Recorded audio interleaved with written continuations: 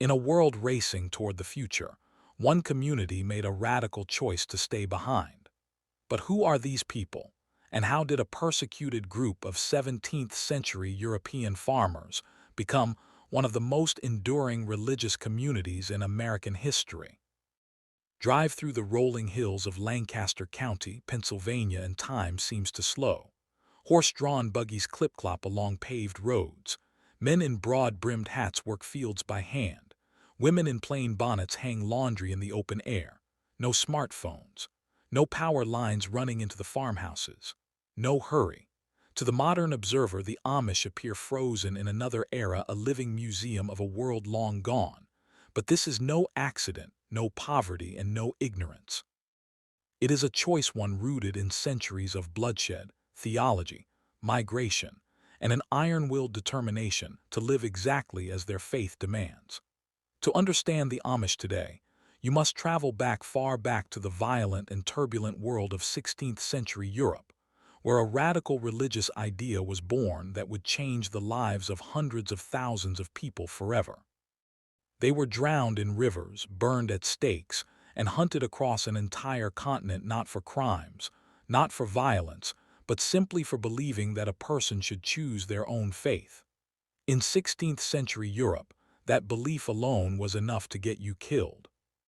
It was called the Anabaptist movement, and the authorities of the day, both Catholic and Protestant, agreed on almost nothing except one thing: these people had to be stopped.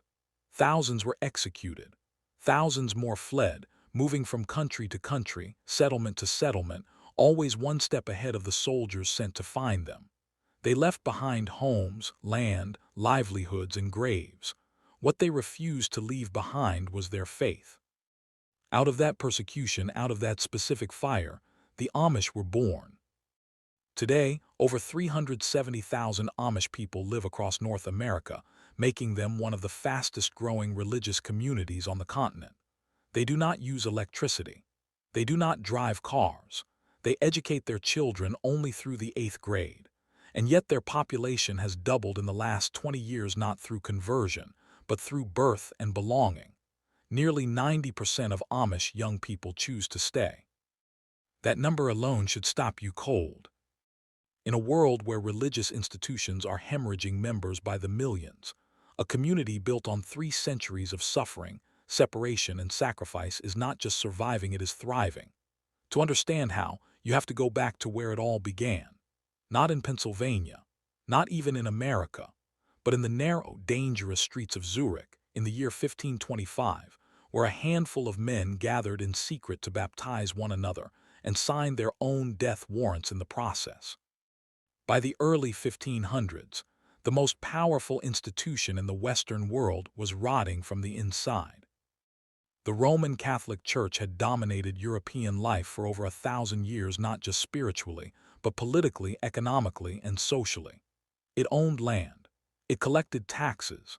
It crowned kings and excommunicated enemies. For the average European peasant, the church was not simply a place you went on Sundays.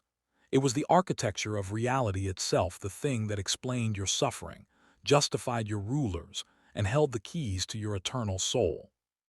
And it was corrupt, visibly, embarrassingly, undeniably corrupt. Priests bought and sold their positions. Popes fathered children and led armies. Church officials sold indulgences, essentially, paid pardons for sin to fund the construction of St. Peter's Basilica in Rome, while ordinary people starved. The gap between what the church preached and what it practiced had become so wide that even the faithful could no longer ignore it. Resentment had been building for decades. All it needed was a match. On October 31, 1517, a German monk named Martin Luther provided one. He published his 95 Theses, a direct, furious challenge to church authority and the sale of indulgences, and nailed them, according to tradition, to the door of a church in Wittenberg. The document spread across Europe with a speed that stunned everyone, carried by the recently invented printing press into the hands of merchants, scholars, and peasants alike. Luther had not set out to split the church. He had set out to reform it. But the institution he challenged had no interest in reform, and within years, Western Christianity had fractured into something it had never been before: a battlefield. The movement Luther ignited became known as the Protestant Reformation. It shattered the religious unity of Europe and set off a chain reaction of theological debate, political upheaval, and outright war that would last more than a century.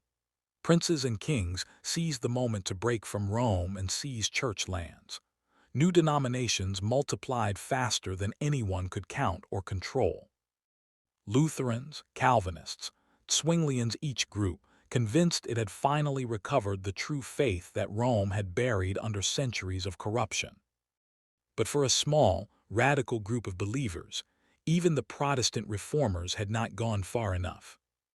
While Luther and his contemporaries debated theology in universities and royal courts, a quieter and far more dangerous conversation was happening at street level among ordinary men and women who had read the Bible for themselves and arrived at conclusions that neither Rome nor the new Protestant establishment was prepared to tolerate. They did not want a reformed church. They did not want a state church. They wanted something the medieval world had never seriously entertained: a church made entirely of voluntary believers, completely separate from government control. That idea would cost them everything, and from it the Amish would eventually be born. Zurich, January 1525. Outside, the city was cold and tense. Inside a private home on Neustadt Street, a small group of men gathered in secret to do something that, by the laws of the land, made every single one of them a criminal. They baptized each other as adults. It sounds almost unremarkable by modern standards, but in 16th century Europe, that single act was nothing short of revolutionary, and the authorities knew it. Infant baptism was not merely a religious ritual. It was the mechanism by which every citizen was simultaneously enrolled into both the church and the state. To reject it was to reject the entire social and political order. To be rebaptized as an adult was, under Roman law still enforced across much of Europe, punishable by death. The men in that room understood exactly what they were doing. Leading the group were two young men whose names history would not forget. Conrad Grebel was the son of a wealthy Zurich councilman, educated, sharp, and utterly unwilling to let social privilege soften his convictions. Felix Manz was a scholar of Hebrew and Greek who had studied the New Testament in its original languages and concluded that the church, both Catholic and newly Protestant, had strayed catastrophically from what the Bible actually taught. Together, they had been meeting with the great Swiss reformer Ulrich Zwingli, pushing him to take his reforms further, faster, deeper. Zwingli, practical and politically cautious, refused. He would not move against infant baptism. He would not fully separate the church from the power of the city council. So Grebel, Manz, and their circle broke with him entirely. On that January night, Conrad Grebel baptized a former priest named Georg Blaurock. Blaurock then baptized the others in the room. In that moment, the Anabaptist movement, whose name literally means rebaptizers, was born. Their core conviction was radical in its simplicity. Faith must be a free, conscious, adult choice. A church should be a gathered community of genuine believers, not a population enrolled at birth into an institution they never chose. The church and the state must be completely and permanently separate. These were not fringe eccentrics. They were serious, Bible-saturated thinkers who believed they had recovered something the institutional church had suppressed for 1,000 years. And their ideas spread with alarming speed through Switzerland, into Germany, across the Netherlands and beyond, carried by traveling preachers willing to risk everything to spread the message. The response from authorities was swift and merciless. Zwingli, the very man they had once called a colleague, turned against them. The Zurich City Council banned their meetings, fined their followers, and finally, in an act of bitter irony, sentenced Felix Manz, a man who believed in baptism by water, to death by drowning. In January 1527, he was bound, taken to the middle of the Limmat River, and thrown in. He was 36 years old. He was the first of thousands. They were not soldiers. They carried no weapons. They raised no armies and plotted no rebellions. And yet the combined forces of Catholic and Protestant Europe hunted them with a ferocity usually reserved for the most dangerous of enemies. What made the Anabaptists so threatening was not violence, it was the example they set. A community of people who owed allegiance to God alone, who refused to swear oaths to the state, who would not serve in armies or pay certain taxes, and who baptized only willing adults. That community, simply by existing, was a direct challenge to everything the established order rested upon. Governments could not afford to let that idea spread, so they moved to extinguish it with maximum force. The methods were systematic and deliberately brutal. Anabaptists were drowned, a punishment chosen with cruel irony, meant to mock their belief in adult baptism. They were burned at the stake, sometimes slowly with green wood to extend the suffering. They were stretched on racks, had their tongues cut out, were branded with hot iron, and were beheaded. In some regions, a special imperial decree, the Mandate of Speyer, issued in 1529, made it legal to execute any Anabaptist on sight, without trial, without appeal. You did not need to catch them committing a crime. Being one was crime enough. Entire communities were wiped out. Leaders were captured and killed within months of emerging. Swiss authorities alone executed hundreds. In the Low Countries, thousands more died. Historians estimate that in the first decade of the movement alone, over 5,000 Anabaptists were put to death across Europe. Some accounts place the total far higher. And yet the movement did not die. In 1660, a Dutch Mennonite minister named Thieleman van Braght compiled something extraordinary, a 1,290-page volume documenting the testimonies, trials, and executions of thousands of Christian martyrs, with particular focus on the Anabaptists. He called it the Bloody Theater, or Martyr's Mirror of the Defenseless Christians. Today it is known simply as the Martyr's Mirror, and to this day it remains one of the most important books in Amish and Mennonite life, second only to the Bible itself. The Martyr's Mirror did something profound.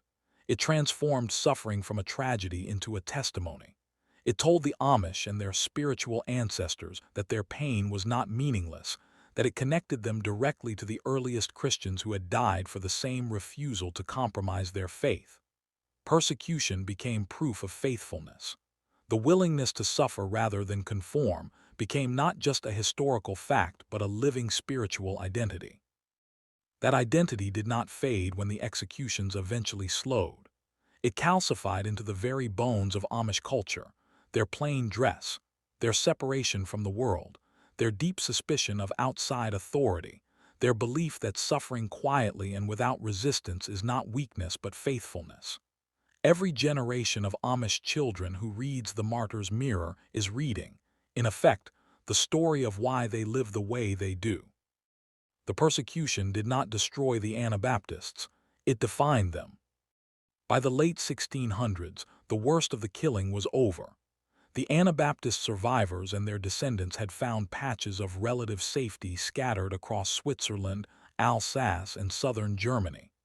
They had built communities, established congregations, and developed a distinct way of life rooted in simplicity, separation, and scripture.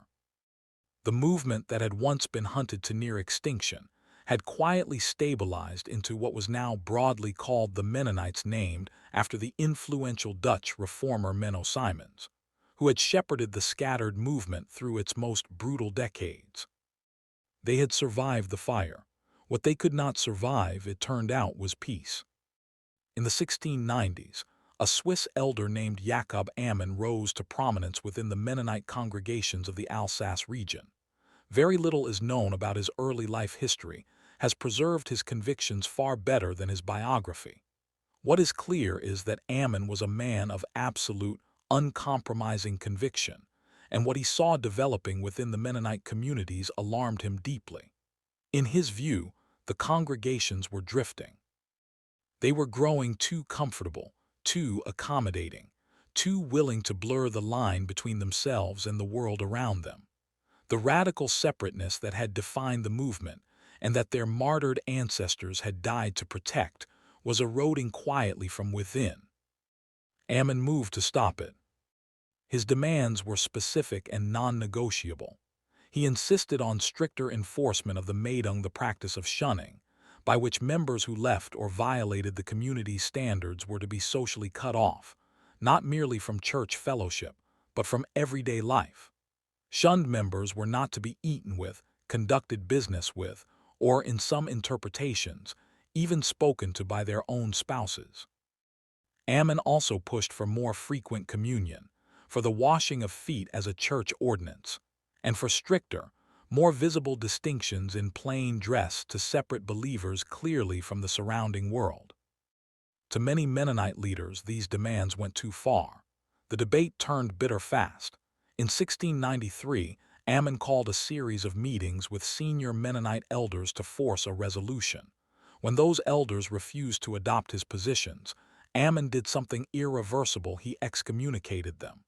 They responded by excommunicating him. Attempts at reconciliation were made in the years that followed, but the breach never healed. The community that formed around Jacob Ammon's convictions became known as the Amish. It was not a new theology, it was a stricter, harder, more uncompromising application of the same Anabaptist foundations both groups shared. But in the world the Amish were building, strictness was not a flaw. It was the point. Every rule, every boundary, every act of shunning was a declaration that the line between the church and the world was not a suggestion. It was a wall. And it would be maintained at any cost, including the cost of unity. Jacob Ammon never set foot in America, but the community he forged would cross the Atlantic and plant itself so deeply in the soil of the New World that 3 centuries later, it is still growing. They had a faith. They had a community. What they did not have, and what no government in Europe seemed willing to give them, was a place to simply exist in peace. Even after the mass execution slowed, the Amish and their Anabaptist kin remained unwelcome guests across most of the continent. They were tolerated in some regions barely, and only when it was economically convenient. Landlords who needed skilled farmers to work difficult or abandoned land would sometimes offer them temporary refuge, not out of sympathy, but out of practicality. The Anabaptists were known to be exceptional farmers, honest tenants, and entirely uninterested in political trouble. They made useful laborers. They made uncomfortable neighbors. Switzerland was particularly hostile. The Swiss Reformed authorities had never stopped viewing the Anabaptists as a threat to social order, and throughout the 1600s and into the 1700s, Swiss cantons actively hunted, imprisoned, and deported Anabaptist communities with bureaucratic efficiency. Special commissions were established, the Täuferjäger, or Anabaptist hunters whose sole purpose was to track down and expel these communities from Swiss territory. Families were dragged from their homes, their property confiscated, and they themselves shipped across borders or condemned to labor on Venetian war galleys. The persecution had evolved from fire and drowning into something colder and more administrative, but it was persecution nonetheless. Alsace, the disputed border region between France and Germany, offered more breathing room. French authorities under Louis XIV were somewhat less aggressive in their treatment of Anabaptist communities, and the Amish established a significant presence there through the late 1600s and early 1700s. They farmed the land, built their congregations, and maintained their distinctive way of life. But even here, stability was never guaranteed. Political winds shifted. Landlord agreements expired. Religious tolerance in one generation could evaporate entirely in the next. The pattern across all these regions was the same. The Amish would settle, build, and begin to establish roots, and then, sooner or later, the ground would shift beneath them. They moved through the Rhine Valley into the Palatinate region of Germany, where war and plague had devastated the population and left vast stretches of farmland empty and available. They moved into Luxembourg and the Netherlands. Each migration was driven not by wanderlust, but by the exhausting, grinding reality of being a people that the established world consistently refused to accommodate. What is remarkable is what they carried with them through every displacement. Not wealth, they rarely accumulated much before being forced to move again. Not political influence, they wanted none. What they carried was the community itself. The Ordnung, the unwritten code of conduct governing their behavior, the church structure, the language, the memory of the martyrs, the absolute conviction that maintaining their way of life was worth any cost, including the cost of belonging nowhere. Decades of rootlessness did not scatter the Amish. It compressed them, pressed their identity tighter, made their boundaries firmer, deepened their suspicion of outside authority, and sharpened their longing for a place where they could finally, permanently, be left alone. That place was being built. It was 3,000 miles away, and a man named William Penn was inviting them to come. William Penn was, by the standards of his time, a deeply unusual man in power.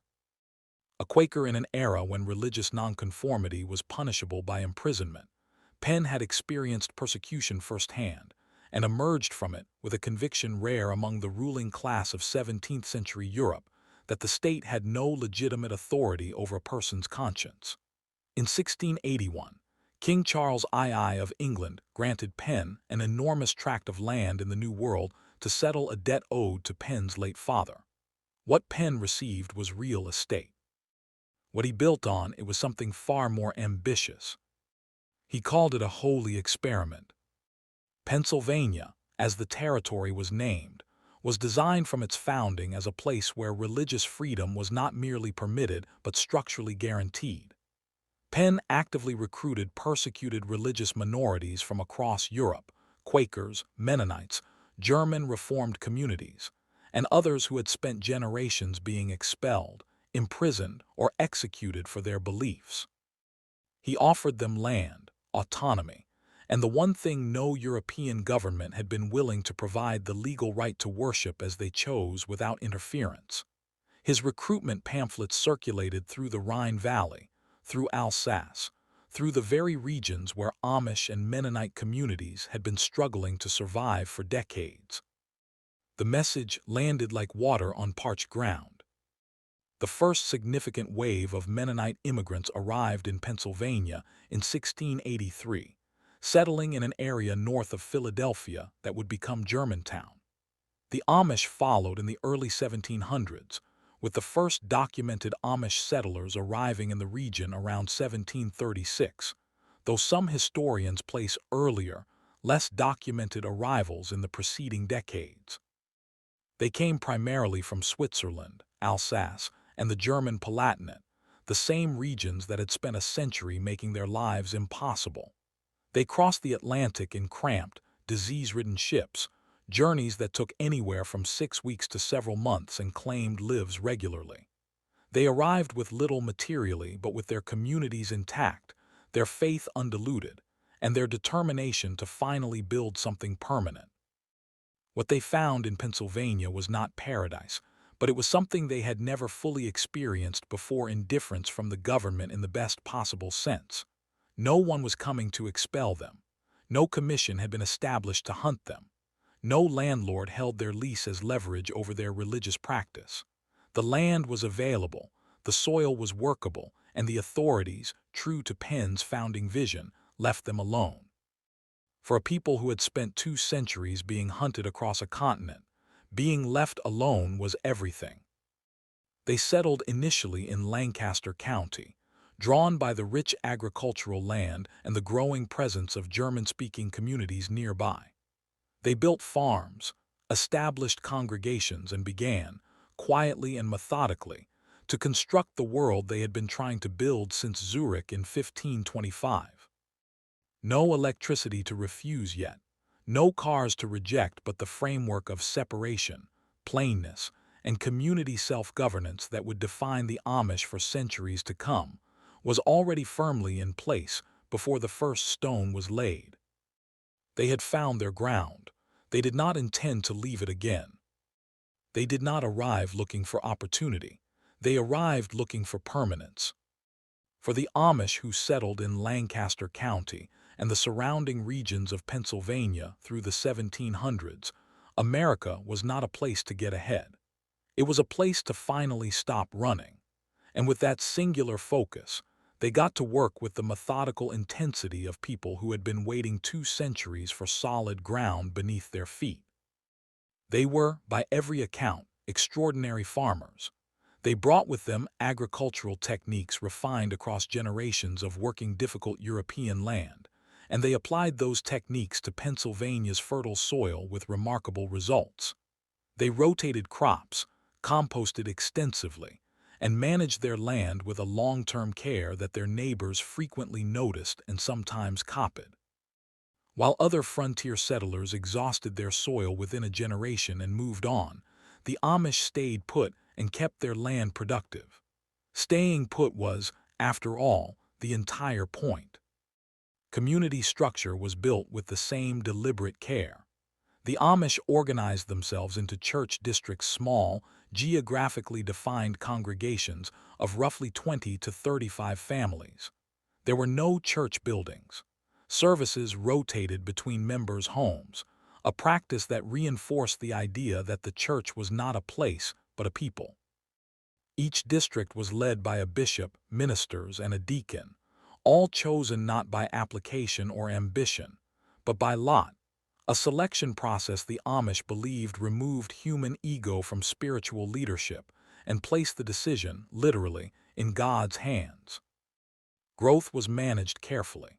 When a district grew too large, it divided a process as natural and deliberate as cell division, ensuring that no congregation became too large to maintain the close accountability that Amish community life demanded. This self-replicating structure meant that as the Amish population expanded through the 1700s and 1800s, it expanded without losing cohesion. New settlements appeared in Ohio, Indiana, and beyond, each one a faithful copy of the original model, rooted in the same principles that had been forged under persecution in Europe. What the outside world noticed most, however, was not their farming or their church structure. It was their stubborn, consistent, unapologetic refusal to assimilate. While other immigrant communities gradually dissolved into the broader American culture, adopting the language, the customs, the ambitions of the new nation, the Amish did the opposite. They maintained their German dialect. They kept their plain dress. They educated their children within the community and pulled them from formal schooling early. They avoided courts, political offices, and military service. When the American Revolution came, they refused to fight. When governments demanded oaths, they refused to swear them. This was not stubbornness for its own sake. It was theology in action. The Amish concept of Gelassenheit, a German term roughly meaning yielding, submission, or letting go of self, placed humility and community above individual ambition and worldly achievement. To assimilate was not progress. It was spiritual compromise. And spiritual compromise, as their ancestors had demonstrated with their lives, was the one thing the Amish were never willing to make. They had not crossed an ocean to become something else. They had crossed it to finally, fully, and permanently become themselves. There is no single document you can pull from a shelf that contains the rules of Amish life. The Ordnung, a German word meaning order, discipline, or simply the way things are done, is not a written constitution or a printed code of conduct. It is something older and more deeply embedded than that. It is a living, community-held body of expectations, practices, and boundaries that governs virtually every dimension of Amish existence, from the width of a hat brim to the permissibility of a rubber tire, from the color of a dress to the technology allowed inside a home. It is transmitted not through documents but through observation, instruction, and the daily example of people who have lived inside it their entire lives. And it is, without question, the single most important force holding Amish society together. The Ordnung covers everything. It determines what technology may be used and what must be refused. It specifies how homes may be built and furnished. It governs how members dress, how they worship, how they conduct business, and how they respond when one of their own violates community standards. It draws the line precisely, deliberately, and with full theological intent between the Amish world and the outside world. That line is not merely cultural preference. It is spiritual conviction made visible in everyday life. Different Amish communities maintain different versions of the Ordnung, which is why the Amish are not a single uniform group, but a collection of distinct affiliations ranging from the most conservative Old Order communities, who reject almost all modern technology, to more progressive affiliations who permit certain conveniences. But across all of them, the core function of the Ordnung remains the same: to make the community's values tangible, observable, and enforceable in daily life. The theological foundation beneath all of it is the concept of Gelassenheit, the yielding of individual will to God and community. The Ordnung is the practical expression of that yielding. To follow it is to declare, in every visible choice you make, that you belong to something larger than yourself. To violate it is not merely to break a rule. It is to place your own judgment above the collective discernment of the community, which the Amish regard as a form of spiritual arrogance with serious consequences. Those consequences are real. Members who persistently violate the Ordnung and refuse correction face excommunication, and shunning the same Meidung that Jacob Ammon fought to enforce 3 centuries ago. The practice remains controversial even within Amish circles, but its purpose has never changed. It is the mechanism by which the community protects its boundaries, disciplines its members, and signals to everyone inside and outside that the Ordnung is not optional. What the outside world often misreads as restriction, the Amish experience as freedom: freedom from the anxiety of endless choice, from the pressure of competition and status, from the corrosive individualism that they believe pulls communities apart. The Ordnung does not cage Amish life. In their understanding, it defines it, protects it, and makes it possible. It is, in the most literal sense, the architecture of everything they are. In 1900, there were roughly 8,000 Amish people in North America. Today, there are over 370,000. That number is not the result of mass conversion.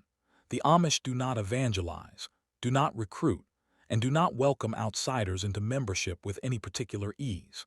That growth is almost entirely organic, driven by large families, low attrition rates, and a community structure so cohesive that generation after generation chooses, of their own volition, to stay inside it. The Amish population has doubled roughly every 20 years for the past century. At current growth rates, demographers project it will exceed 1 million by 2050. For a community that the authorities of 16th century Europe tried to exterminate, these are extraordinary numbers.